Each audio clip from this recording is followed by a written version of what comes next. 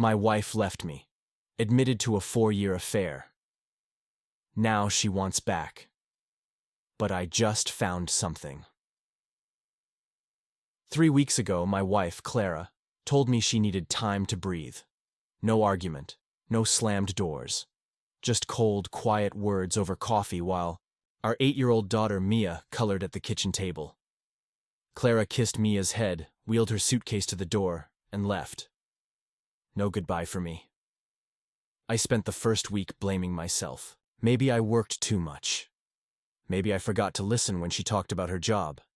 Maybe I wasn't the husband she deserved.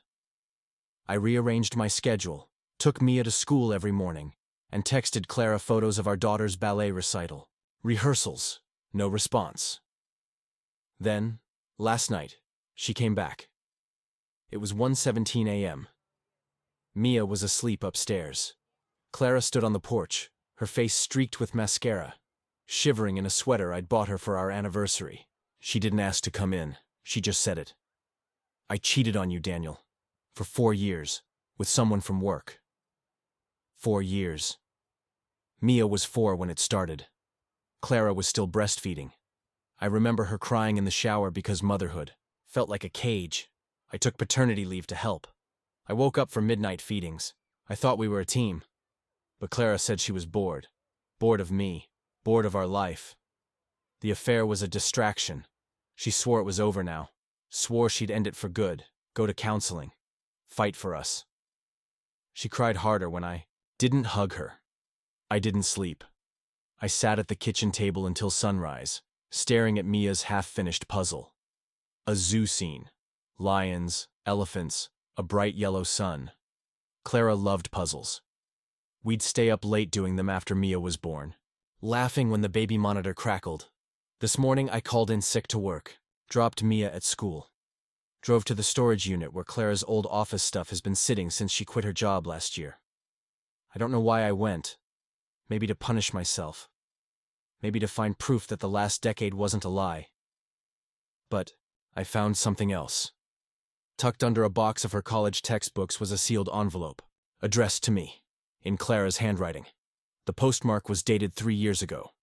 It was never sent. Inside was a letter. Daniel, I need to tell you something. I've made terrible choices. It's not just him.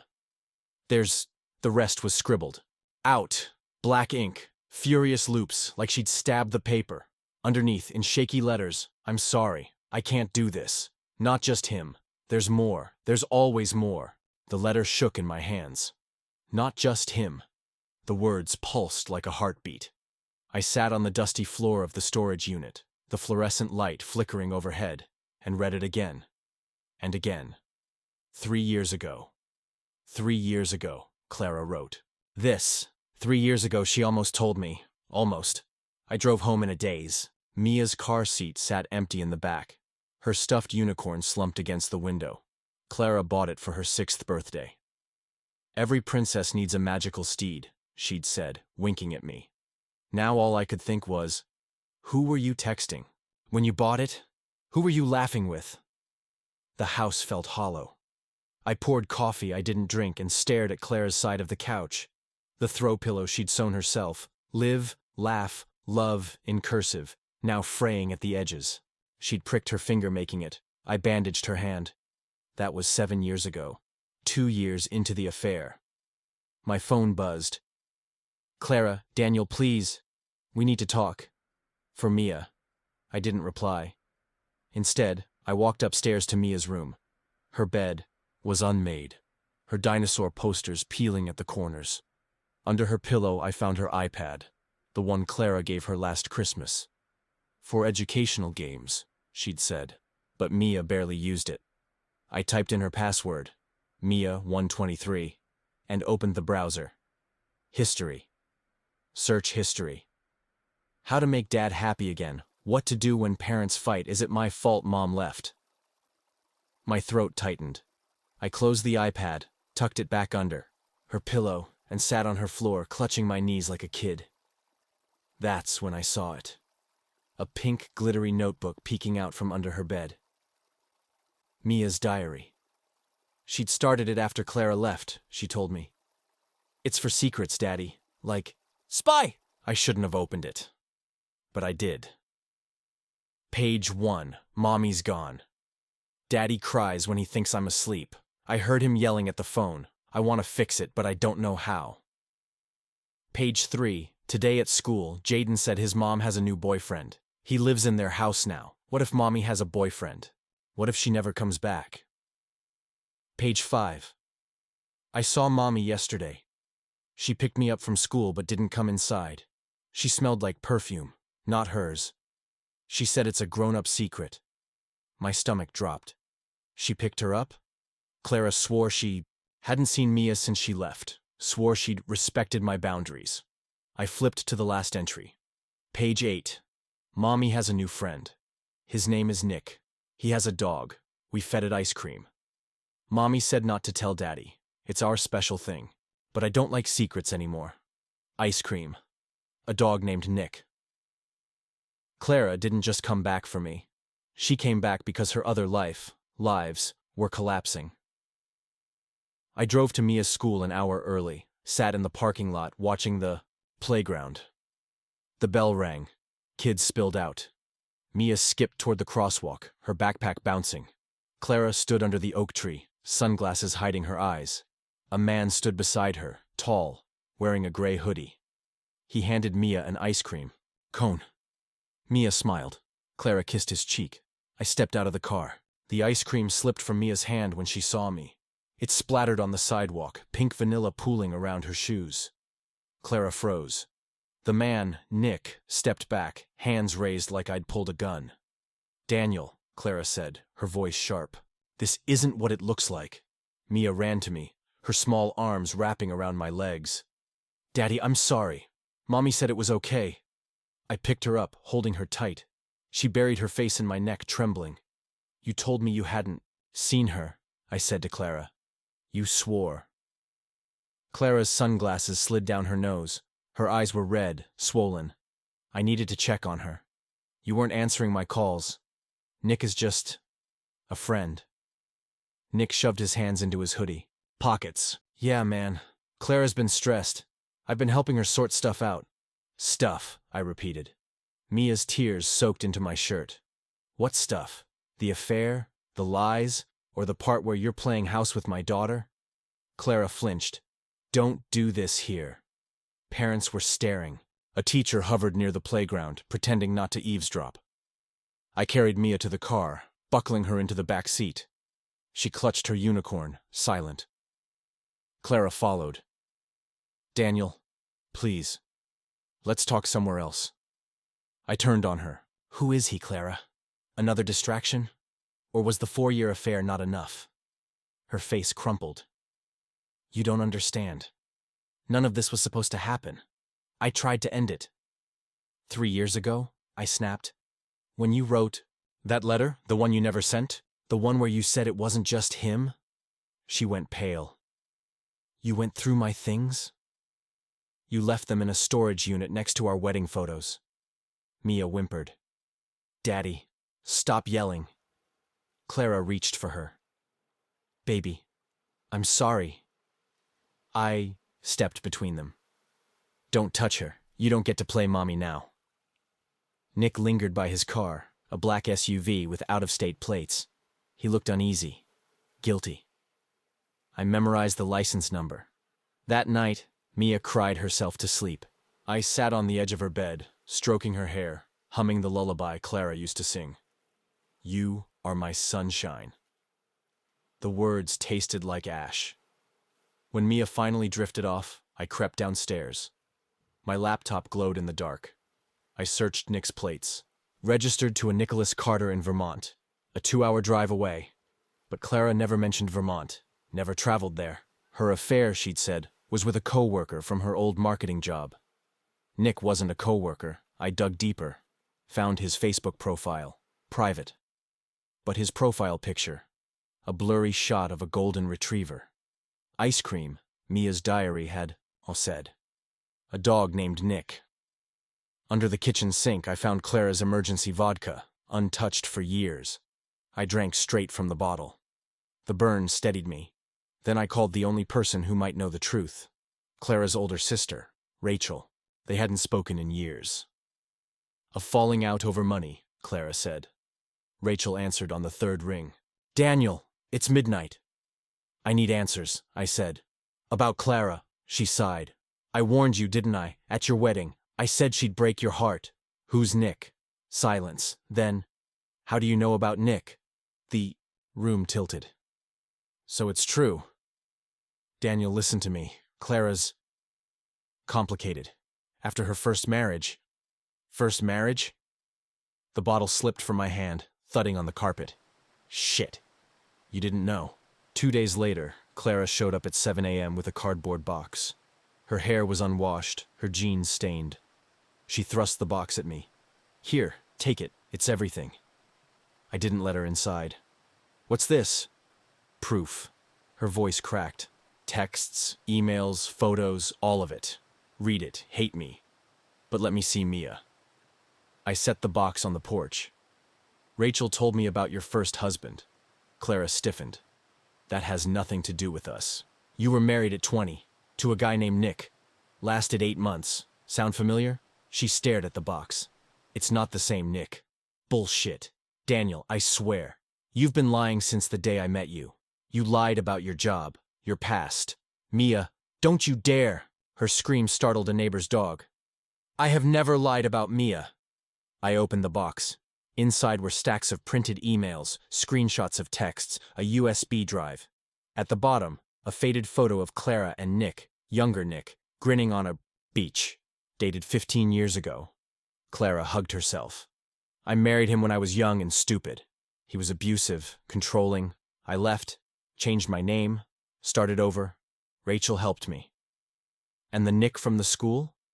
The one feeding my daughter? Ice cream? A coincidence. Same name. Different person. He's just someone I met at a support group. Support group? For people who've been through what I went through. She wiped her nose. I needed to talk to someone who understood. I laughed bitterly. So you talked to Nick and brought him around our daughter? I didn't plan it. Mia saw us together at the park. She wanted ice cream. I didn't think. You never think. I shoved the box toward her. Get off my porch, Clara. She didn't move. The affair, it wasn't about you. I was scared. After Mia was born, I felt trapped. Like I was back with him. The old Nick. I panicked. The guy from work. He made me feel in control. But I ended it. I swear. For 4 years? It wasn't constant. Just sometimes. When I couldn't breathe, Mia appeared at the top of the stairs, rubbing her eyes. Mommy? Clara sobbed. Hi, baby. I blocked her path. Go! Now! As she turned, I noticed a bruise on her wrist. Purple. Finger-shaped. Later that day, the USB drive held videos. Clara's voice, shaky, confessing to a camera. Day 1. Of therapy. Dr. Bennett says I need to be honest, so here goes. I cheated on Daniel. His name is Ryan. He's a graphic designer at the firm. It started at a conference. I told him I was single. It was easy. Fun. But then Mia got sick last year. Pneumonia. I stayed at the hospital for days. Ryan texted me. You're ignoring me. Daniel was asleep in the chair next to Mia's bed. I realized I'm a monster. Another video 6 months later. Ryan's wife called me. She knows. I hung up. Changed my number. Daniel thinks I'm working late. I'm sitting in a parking lot crying. I want to tell him. But Mia, she can't lose her family. The last video, dated 3 weeks before Clara left. I'm pregnant. Ryan's, I told him. He said to get rid of it. Daniel would notice. I don't know what to do. I can't. The video cut off. That night a storm rolled in. Thunder shook the windows. Mia crawled into my bed, clutching Mr. Unicorn. Daddy, is Mommy a bad guy? No, baby. She's just lost. Can we help her find her way back? I kissed her forehead. I don't know. My phone lit up. Unknown number. A voicemail. Daniel, it's Rachel. Clara's in trouble. The Nick from her past. He's here, in town. She's scared. Call me. Outside, a car engine rumbled. Headlights pierced the rain. The headlights died. A car door slammed. Mia clung to me, her small fingers digging into my arm. Daddy, who's that? Stay here, I whispered, tucking her under the blankets. I grabbed the baseball bat from the closet and crept downstairs. Rain lashed the windows. Through the peephole, I saw a figure hunched on the porch. Rachel. Her blonde hair was plastered to her face, her jacket soaked. I opened the door. What the hell are you doing here? She pushed past me, dripping onto the rug. He's here, Daniel. Nick, the real Nick, Clara's ex. Where's Clara? Gone. She called me an hour ago, hysterical. Said he followed her from the gas station. She's hiding at my place, but he knows where I live. I came here to warn you. Mia appeared on the stairs, Mr. Unicorn dangling from her hand. Aunt Rachel? Rachel forced a smile. Hey, sweet pea.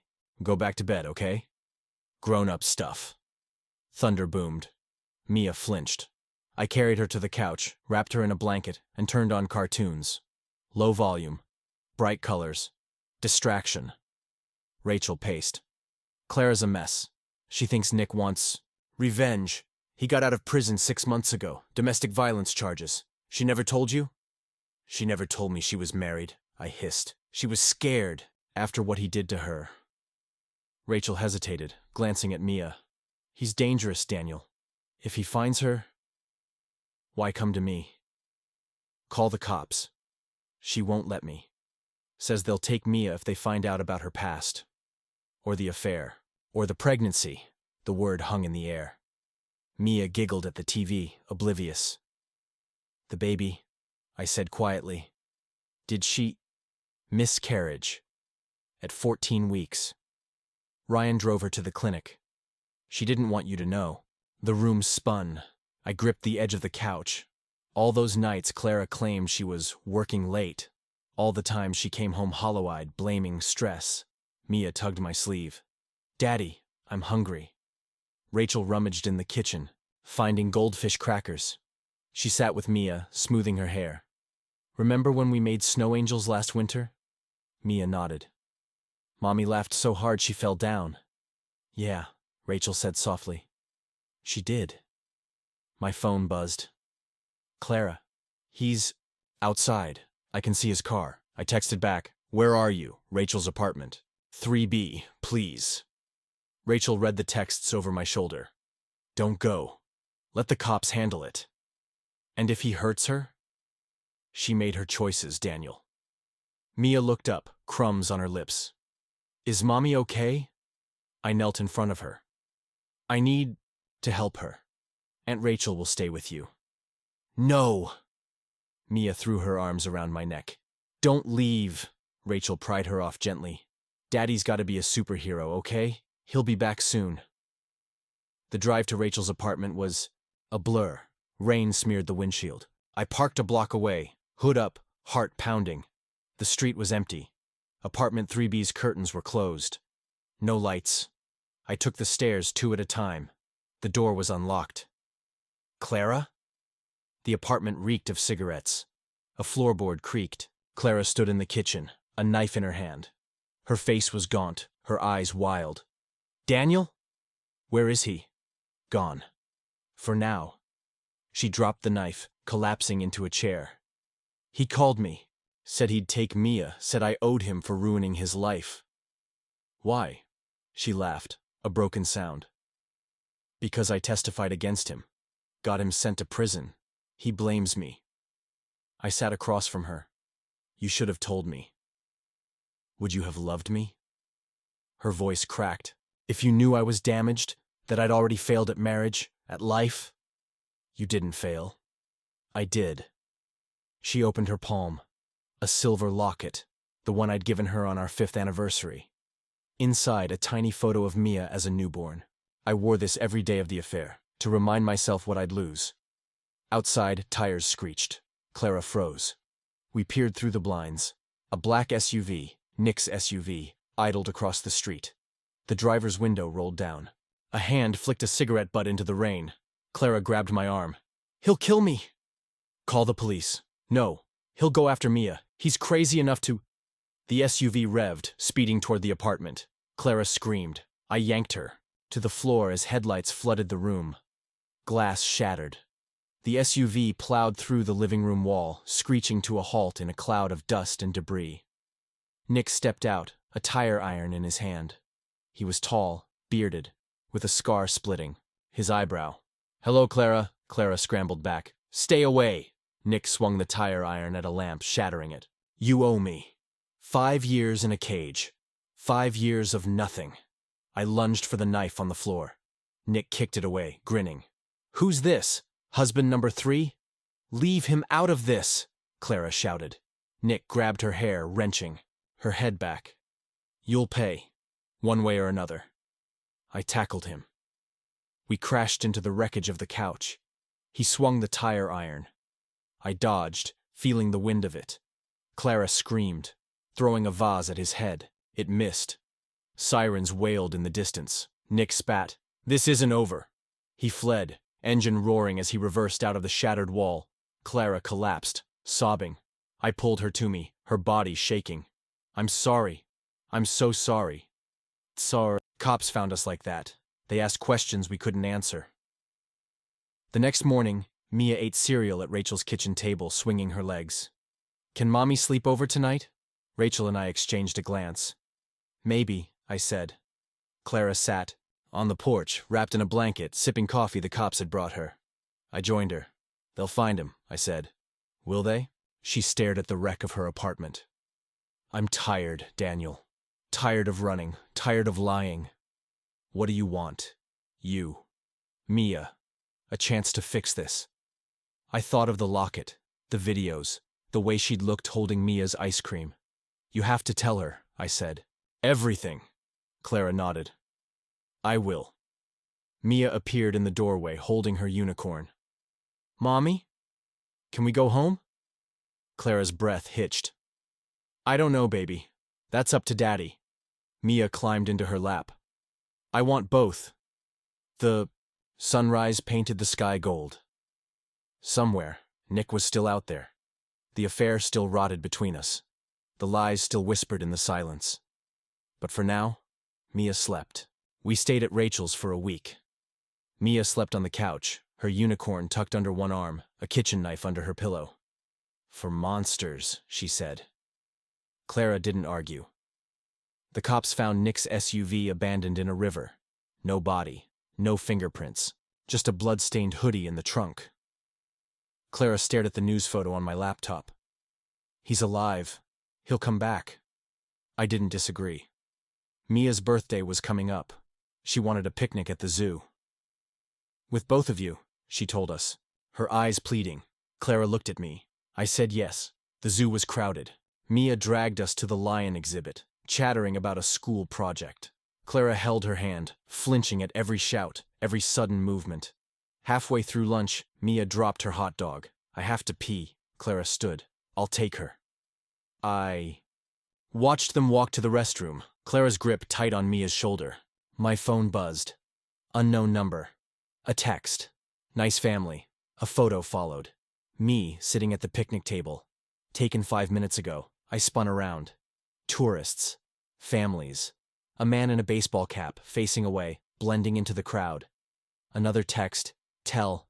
Clara, I'm patient. I called Rachel. Take Mia. Now. She didn't ask questions. Met Clara at the restroom, claiming a Girls' Day emergency. Mia protested, but Rachel bribed her with cotton candy. Clara returned alone. What's wrong? I showed her the texts. Her face drained. He's here. We searched the zoo until closing. Found nothing. That night, Clara slept on the floor of Mia's room. I heard her whispering, I'll protect you, no matter what. Mia mumbled, Promise, promise. 3 days later, the doorbell rang at midnight. Clara was at a therapy session. For real this time, she'd said. A woman stood on the porch, late 30s, sharp green eyes, a toddler on her hip. Are you Daniel? Who are you? Lila, Ryan's wife. The name hit like a punch. Ryan. The affair. The miscarriage. She handed me a manila envelope. I filed for divorce last month. Found these in his office. Thought you should see them. Inside were photos. Clara and Ryan laughing at a cafe. Clara pregnant, her hand on her stomach. Ryan's handwriting on a sticky note. Get rid of it or I'll tell Daniel. Lila's toddler reached for me. Dada! He doesn't know I'm here, Lila said. Ryan's a coward. But your wife, she's not what you think. What's that supposed to mean? She tried to leave him. He threatened her. Showed up at your daughter's school once. Security kicked him out. My chest tightened. When? Last year, October. Mia's diary entry from October. Mommy cried in the car. Said a bad man followed us. Lila shifted her son higher. Ryan's gone. Took off. When the cops started asking about Nick. But Clara? She's still lying to you. About what? The baby. It wasn't a miscarriage. The next morning Clara found me at the kitchen table, the photos spread out. She froze. Daniel, I can explain. Did you love him? No. Then why keep the baby? She sank into a chair. At first I thought it was yours. The timing. It could have been. But when the test said otherwise, I panicked.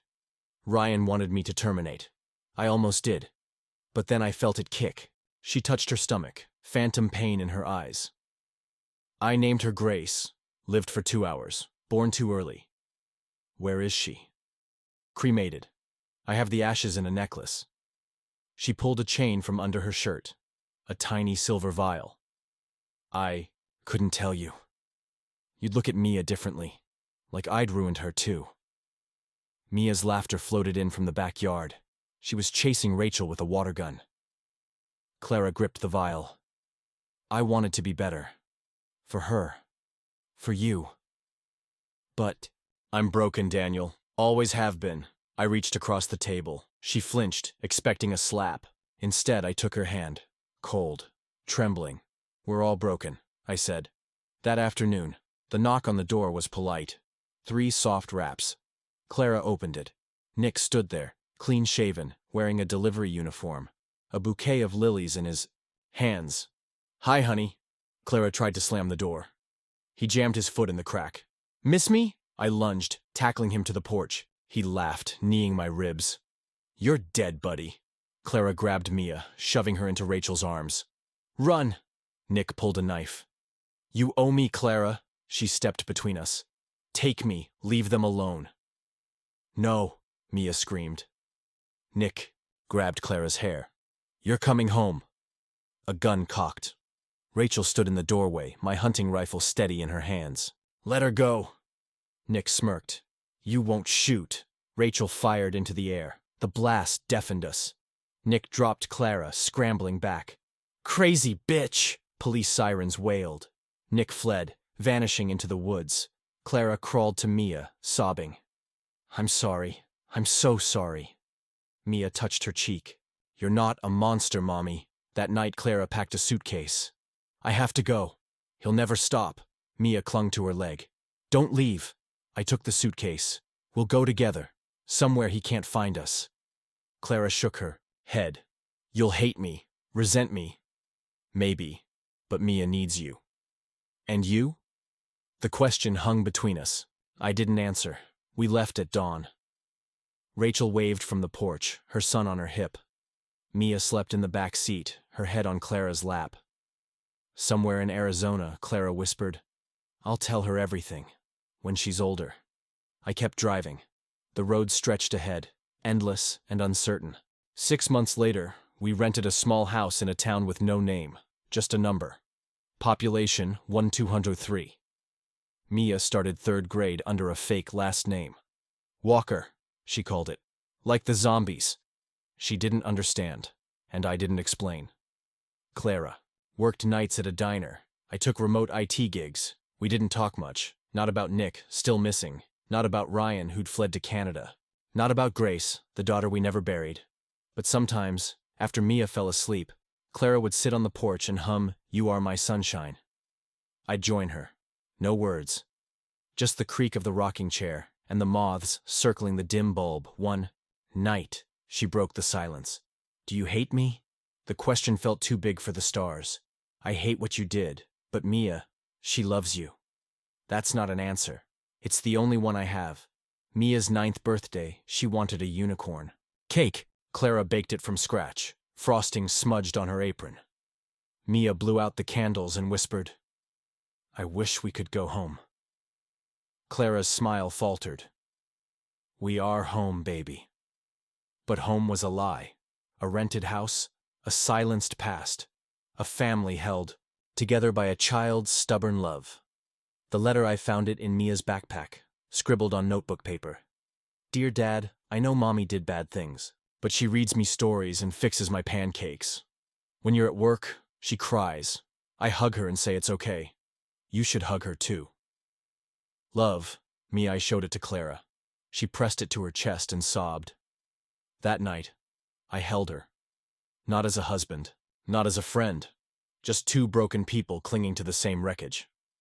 1 year later, Nick's body was found in a collapsed mine shaft. Identification took weeks. Dental records confirmed it. Clara didn't cry. She planted sunflowers in the yard. Mia helped, dirt under her nails, singing Taylor Swift off-key. We never moved back. Never will. But last week, Mia asked for a puppy. Clara said yes. We named it Sunny. Closing message: if you've made it this far, thank you. Truly. This isn't a neat story. There's no villain monologue, no perfect redemption. Just messy, flawed people choosing each other, day after day. Maybe you're like Daniel, stuck between love and rage. Maybe you're like Clara, haunted by the past. Or maybe you're Mia, stitching your family together with band-aids and hope. Whoever you are, thank you for watching until the end. If this story resonated, check out my other videos. I share raw, real journeys about love, loss, and the secrets we keep to survive. What would you do in Daniel's shoes? And to anyone in the thick of it right now, breathe. You're not alone.